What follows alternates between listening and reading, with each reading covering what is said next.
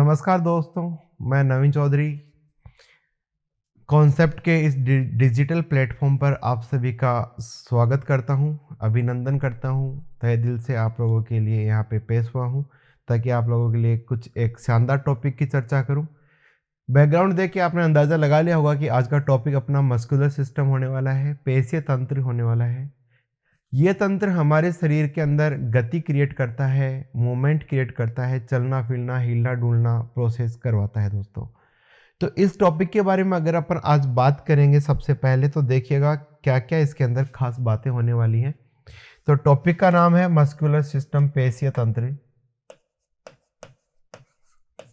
और इस पेशी तंत्र के अंदर सबसे पहली बात आती है इसकी उत्पत्ति कैसे हुई है। तो इसकी उत्पत्ति हमारी बॉडी के अंदर मीजोडर्मल हुई है। कैसे हुई है? मीजोडर्मल। सबसे पहला इंपॉर्टेंट पॉइंट है, ये बनी कौन से स्तर से है? मीजोडर्मल से है। अगर मैं पूछूं कि इस तंत्र का हमारे शरीर में कार्य क्या है तो तुम कह दोगे गति उत्पन्न करना या गति करवाना है। गति मतलब मूवमेंट करवाना है। तीसरा, अगर मैं इस तंत्र के अंदर बात करूं कि इसकी कुल संख्या कितनी होती है हमारे शरीर के अंदर, तो आप कहोगे 639 होती है। ठीक है, और ये 639 जो होती है ये टोटल संख्या है। ये जो संख्या निर्धारित करती है हमारी पेशी की पूरे शरीर को बनाने के लिए 639 काम आती हैं। इसके अंदर अगर मैं पूछूं कुछ इंपॉर्टेंट टिप्स होते हैं। इंपॉर्टेंट टिप्स की अगर मैं बात करूं तो एग्जाम में पूछ सकते हैं आपसे। जैसे सबसे पहला जो क्वेश्चन आ रहा है, ध्यान से सुनिएगा कि अगर मैं बात करूं सबसे पहला क्वेश्चन इसके अंदर निकल के आएगा। क्या निकल के आएगा? जैसे मान लो मैंने बात कर ली कि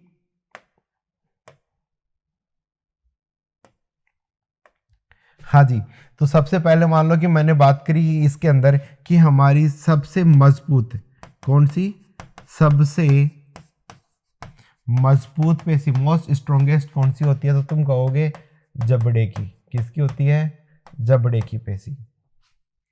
अब जबड़ा जो होता है, ध्यान से देखना, आप लोगों ने नाम सुना ही होगा जबड़े का, कि जबड़ा जो होता है वो सबसे मजबूत होता है। इसके अंदर दो भाग होते हैं और उस पेशी का नाम होता है मिसेस्टर। कैसी होती है? मिसेस्टर पेशी कहते हैं इसे, जो निचले और ऊपरी जबड़े में से अधिकतर निचले जबड़े को ज्यादा सपोर्ट देती है। दूसरा जो क्वेश्चन निकल के आ रहा है वो आता है हमारे शरीर की सबसे भारी,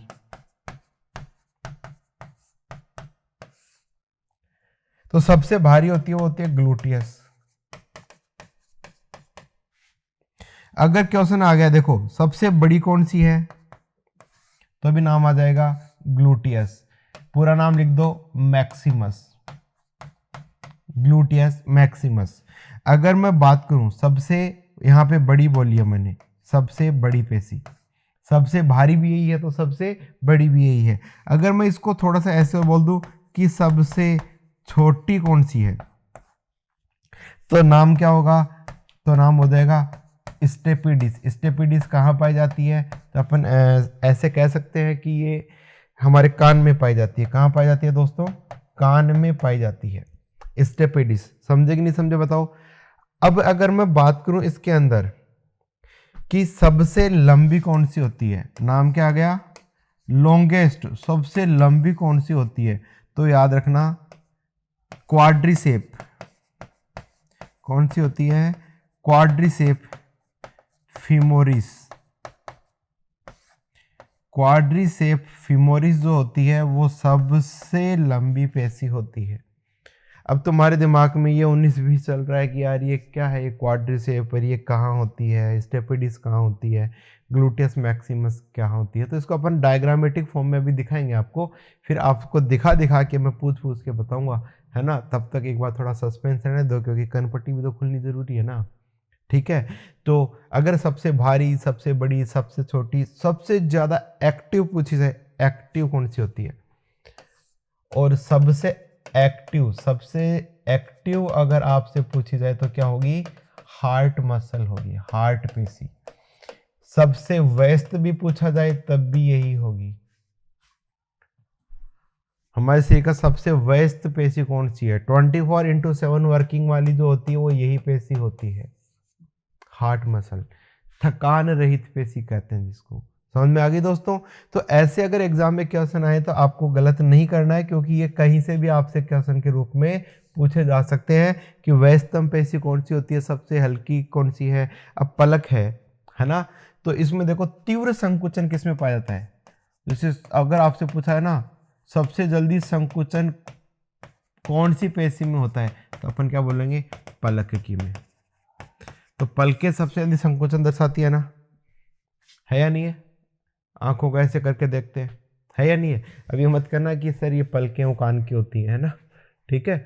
चलो तो बात समझ में है ना। सबसे ज़्यादा क्रियाशील कौन सी है, अगर आपसे पूछ लिया जाए सबसे ज़्यादा तीव्र संकुचन किस में आते हैं, सबसे ज़्यादा व्यस्त कौन सी है, सबसे हल्की कौन सी है, सबसे भारी कौन सी है ना। तो इन चीज़ों को आप याद रखिएगा। तो सबसे हल्की भी इसी को बोल देंगे अपन, है ना, जिनमें तीव्र संकुचन होते हैं दोस्तों। समझे नहीं समझे। चलो एक डायग्राम दिखा के आपको मैं थोड़ा सा माहौल बनाता हूँ। अगर मैं बात करूँ इनके प्रकार की, किसकी बात करूँ दोस्तों, अगर मैं बात करूँ इनके प्रकार की, तो प्रकार की अगर बात करें तो ये 3 प्रकार हैं, आपको दिख रहे हैं। स्केलेटल मसल होते हैं, इन्हें कहा जाता है रेखित पेशी, इन्हें कहा जाता है चिकनी पेशी, और इन्हें कहा जाता है हृदयी पेशी। इनके ऊपर अपन चर्चा करेंगे, विस्तृत रूप से पढ़ेंगे इनके बारे में। उससे पहले मैं आप लोगों को एक छोटा सा फॉर्मेट दिखा देता हूं। क्वेश्चन आता है, कुछ बेसिक बातें होती हैं, कुछ सामान्य जानकारी।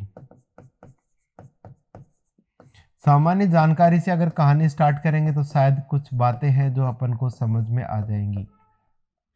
पहला क्वेश्चन आता है कि पेशी तंत्र हमारे शरीर का कितना प्रतिशत भार बनाती है। तो 40 से 50% भार बनाती है, लगभग 50% तक शरीर के भार का आधा भार बना देती है। तो मुख्य कर्ता धर्ता कौन होगी, यही होगी ना दोस्तों। चलो जी, अगर मैंने बोल दिया कि इसकी स्टडी को क्या कहा जाता है, पेशियों की स्टडी को क्या कहा जाता है, तो तुम क्या कहोगे, मायोलॉजी। क्या कहोगे, मायोलॉजी। अरे मायोलॉजी ऑप्शन में नहीं नाम है तो लिख दोगे दोस्तों सार्कोलॉजी। अब तुम सोच रहे होंगे कि सर सार्कोलॉजी और मायोलॉजी में नाम में फर्क क्यों आया। देखिएगा यहाँ पे एक बहुत इंपॉर्टेंट बात बताता हूँ। अगर आपसे पूछा जाए कि अगर मैं संपूर्ण पेशी के अगर स्टडी कर रहा हूँ संपूर्ण पेशी की, तब संपूर्ण के लिए नाम आता है मायो। क्या नाम आता है दोस्तों, मैं चेंज कर देता हूँ। संपूर्ण पेशी के लिए यहाँ पर क्या नाम आता है, तो नाम क्या आएगा, मायो, फॉर वुल्फ मसल। अगर नाम आ गया यहाँ पे देखो अगर नाम आ गया कौन सा, अगर नाम आ गया सार्को, तो सार्को के लिए आता है कि पेशी के भागों की, कि पेशी के भागों का अगर जिक्र करते हैं तो इसके अंदर भागों को भी पढ़ते हैं, है ना, और पूरी पेशी पढ़ लेते हैं। तो इसके लिए सार्को और मायो नाम में दोनों आ सकते हैं दोस्तों। फिर अगला पॉइंट आता है इसके अंदर, फिर एक और क्वेश्चन आता है, देखो ध्यान से सुनना। इसके अंदर जो पेशी जो ER होती है, पेशी में पाई जाने वाली एंडोप्लाज्मिक रेटिकुलम होती है, उसे क्या कहा जाता है। पेशी में जो माइटोकॉन्ड्रिया मिलती है उसे क्या कहा जाता है। तो ऐसे छोटे छोटे नाम आपको है ना जी परेशान कर सकते हैं। तो देखो अपन बात करते हैं इनके बारे में। अगर पेशी की ER की बात करूंगा तो उसे कहा जाएगा सार्कोमियर। क्या कहा जाएगा, सार्कोमियर।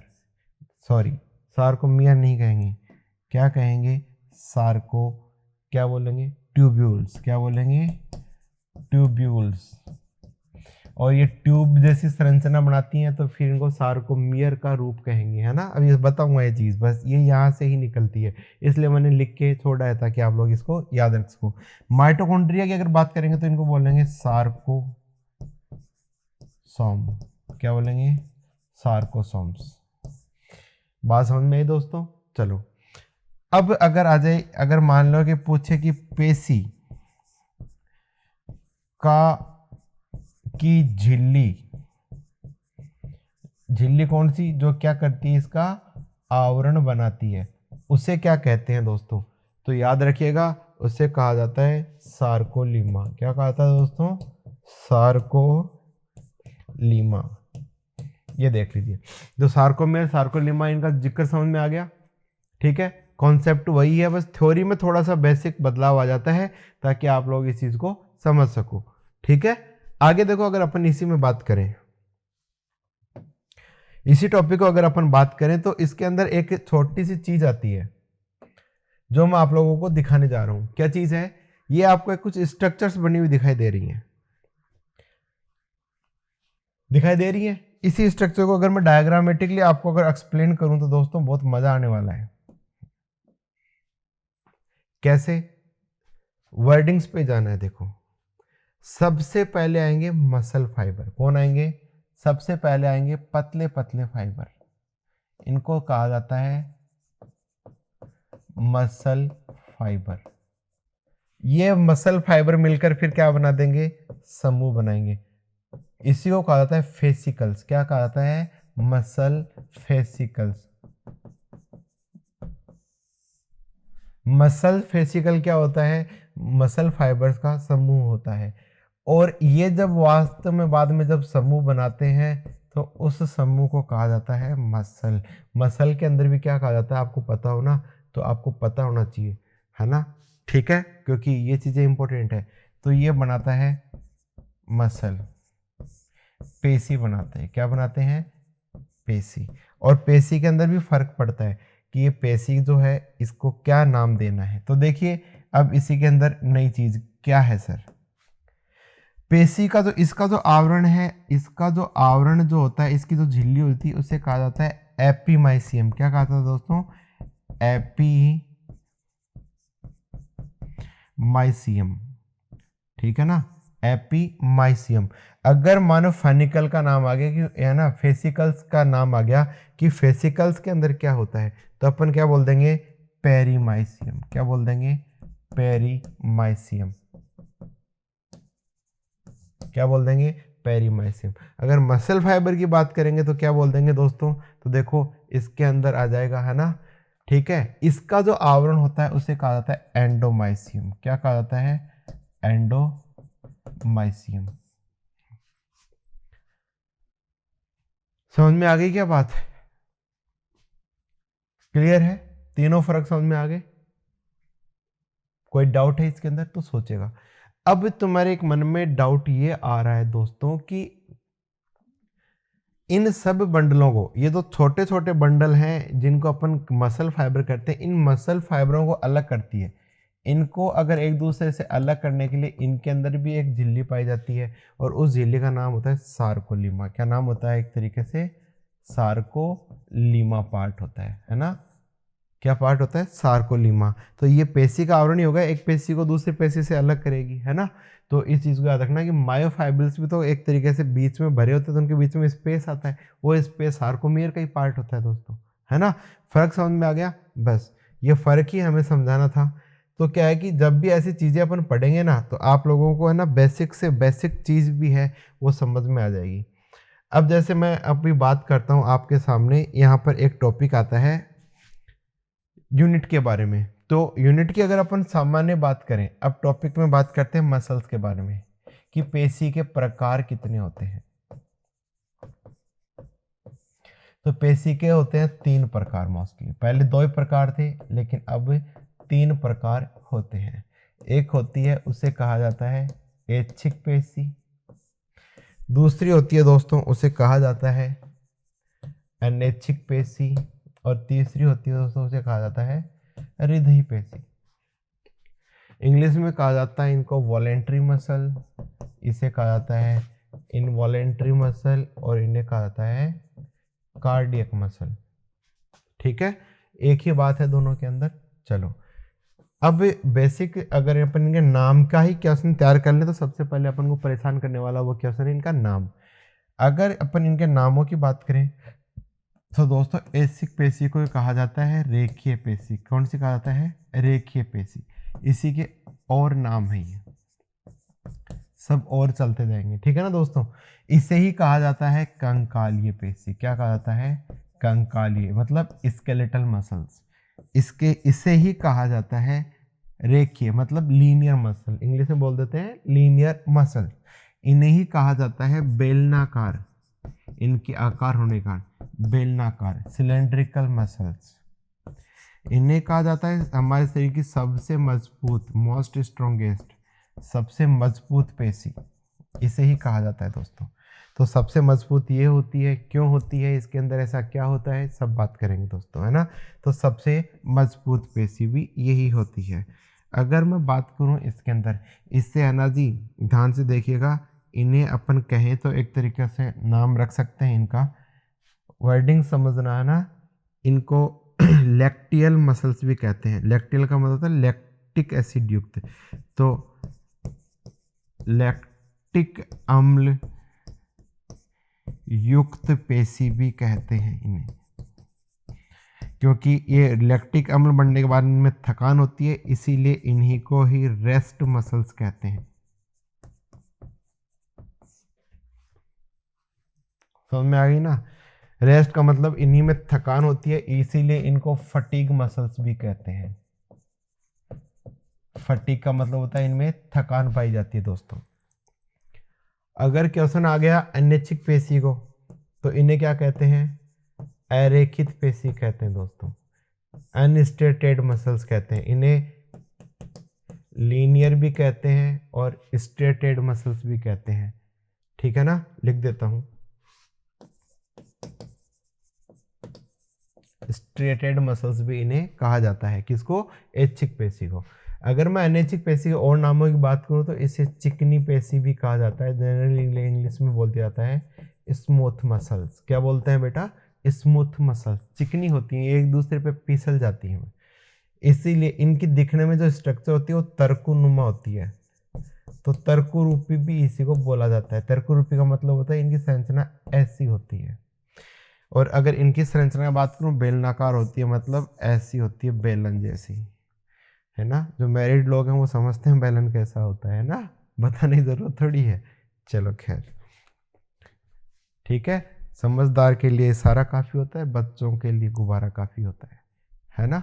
चलिए, एक्चुअली में देखो इन्हें एक नाम और दिया जाता है, ठीक है, इन्हीं को हृदय पेशी होती है, इनको 24/7 मसल्स कहते हैं। इन्हीं को क्या कहा जाता है, ध्यान से सुनना, इन्हीं को रेस्टलेस मसल कहते हैं। रेस्टलेस का मतलब होता है इनमें थकान नहीं होती। इनको लैक्टिक एसिड फ्री मसल्स कहा जाता है, क्योंकि इनके अंदर लैक्टिक एसिड बनता ही नहीं है। इससे ओनली एरोबिक मसल्स की उपाधि दी गई है, क्योंकि इसके अंदर ओनली एरोबिक का मतलब होता है वायवीय श्वसन ही होता है, इसके अंदर अवायवीय श्वसन नहीं पाया जाता है। ये संख्या भी इसकी एक ही होती है। देखो हमारे पूरे शरीर में इसकी संख्या कितनी है, एक है, ये यूनिक है दोस्तों। इसी को ब्रांच्ड मसल्स भी कहते हैं। ब्रांच्ड का मतलब होता है ये शाखित होती है। कैसी होती है, शाखाओं में विभाजित होती है दोस्तों, इसलिए इसको शाखित पेशी कहते हैं। बताने की जरूरत नहीं है ना।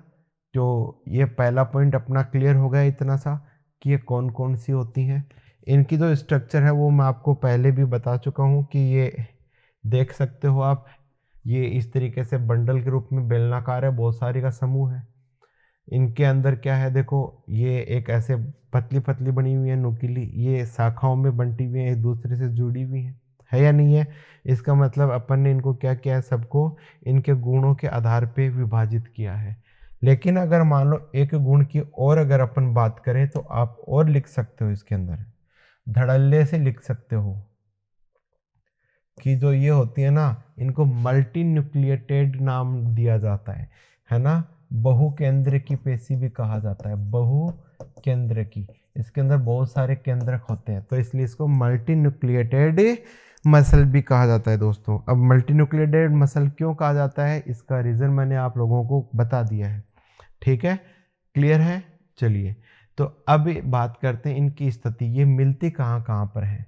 तो देखो ऐच्छिक पेशी जहाँ पर अपनी हड्डियाँ, देखो हड्डियों से जुड़ी होती है, तो जहाँ जहाँ ये हड्डियों से जुड़ी होती है और काम कर रहे होते हैं, जैसे हाथ के अंदर है ना, जैसे अपनी ये चेहरे पे, पैरों में, ये सारी हड्डियों से जुड़ी हुई हैं, इसलिए इनको स्केलेटल मसल्स कहते हैं दोस्तों। समझ में आ गई ना बात। ये देखो ऐच्छिक पेशियों में सबसे ज़्यादा मजबूत पकड़ है यार, इस चीज़ को मजबूती से पकड़ लो, हिलना नहीं चाहिए। सोचो एक बार, सबसे ज़्यादा कॉन्ट्रैक्शन मजबूत यही होती है ना, ऐच्छिक मसल से। इनमें लैक्टिक एसिड बन जाता है थकान होती है तो। लैक्टिक एसिड कितना 3 कार्बन वाला सब्सटेंस होता है दोस्तों, तो ये बन जाता है, इसलिए इनमें थकान आती है, इसलिए इनको रेस्ट मसल कह दिया गया है। समझे कि नहीं समझे? तो ये एक जनरल इंट्रोडक्शन है। अगर आपका ये चीज़ समझ में आ गया ना तो ज़्यादा टफ नहीं है। तो जितने भी भागों में अपने आंतरिक अंग जितने भी हैं, आंतरिक अंग जैसे छोटी आंत हो गई, स्टमक हो गए, ये सारे कैसी होती हैं? ये अनैच्छिक पेशी वाली होती हैं। जैसे यूट्रस हो गया, गर्भाशय हो गया, है ना। तो गर्भाशय के अंदर अपन बात करें, यूट्रस की बात करें, इनमें अनैच्छिक पेशियां ही होती हैं, है ना। ठीक है, चलो जी, ये एक हार्ट में ही पाई जाती है सिर्फ और सिर्फ। तो ऐसे छोटे छोटे क्वेश्चन आए तो उनको आप भूलोगे नहीं दोस्तों। एक लास्ट एग्जाम्स में पूछा गया, अपने सीनियर सेकेंडरी लेवल का एक क्वेश्चन पूछा गया है, बहुत बार एग्जामों में चलता भी रहता है और ये ट्रेंडिंग क्वेश्चन भी है और इसकी वैल्यू भी है कि देखिए, अगर मैं बात करूं तो आपको हृदय पेशी की अगर बात पूछी जाएगी, हृदय पेशी कैसी होती है, तो इसको एक चीज से आप समझ सकते हैं कि अगर पूछा जाता है हृदय पेशी जो होती है वो संरचना के आधार पे, किसके आधार पे दोस्तों? संरचना के आधार पर। किसके आधार पे दोस्तों? संरचना के आधार पे। और अगर मैं दूसरा क्वेश्चन पूछूं, ये कार्य के आधार पर। किसके आधार पर? कार्य के आधार पर। इस पेशी के अंदर क्या फर्क पाया जाता है, तो तुम क्या कहोगे कि ये संरचना में रूप में देखो, बात करूं तो ये रेखित पेशी जैसी होती है, रेखित पेशी के समान होती है इसकी संरचना। रेखित का मतलब होता है ऐच्छिक पेशी, voluntary muscle, linear muscles, striated muscle. लेकिन अगर मैं संरचना के आधार पर और अगर मैं बात करूं कार्य के आधार पर, तो ये अनैच्छिक पेशी के समान होती है। और ये चीज ही इसकी चीज इंपॉर्टेंट है। तो ये ना तो ऐच्छिक रही ना ही अनैच्छिक रही, इसलिए इसको तीसरी नई, थर्ड नई मसल्स के रूप में पेश कर दिया गया और उसका नाम है कार्डियक मसल। हृदय पेशी को इंग्लिश में क्या बोला जाता है दोस्तों? इसी को कहा जाता है कार्डियक मसल। तो बात समझ में आ गई आपको, कार्डियक मसल क्या काम करती है और कैसे काम करती है। बहुत इजी से मैंने फॉर्मेट बताया, कोई टफ नहीं बताया, आप इसको इजीली याद कर सकते हो दोस्तों। ठीक है, तो ये था इसका जनरल इंट्रोडक्शन। अब अगर अपन बात करेंगे तो नेक्स्ट टॉपिक होगा उसके अंदर इसकी संरचना क्या होती है, इसके आंतरिक संरचना के रूप कौन कौन से होते हैं और उसकी क्रिया विधि क्या है। तो इन सब के ऊपर अपन बात करेंगे। ठीक है दोस्तों।